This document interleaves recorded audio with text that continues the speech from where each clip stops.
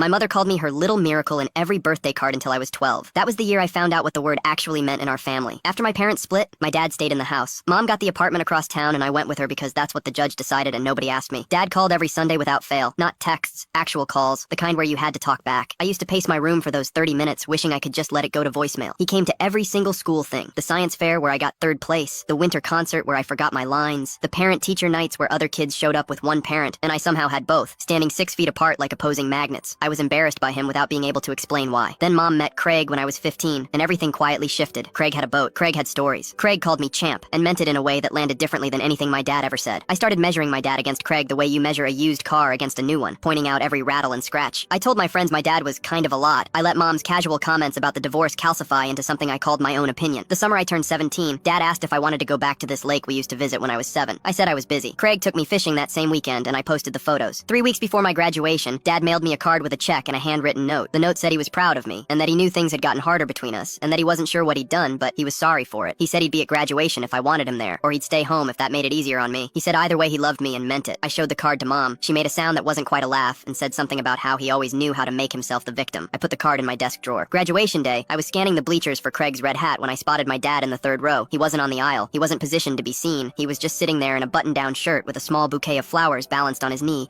watching the processional with this expression I didn't have a word for yet. Not sad, exactly. Something quieter than sad. I looked at him for a long time without him knowing. He clapped for every single name called before mine. I watched him do it. Not the polite 2-second clap people do when they're waiting. Real applause for strangers' kids for the full duration, every time. When they called my name, he stood up. He was the only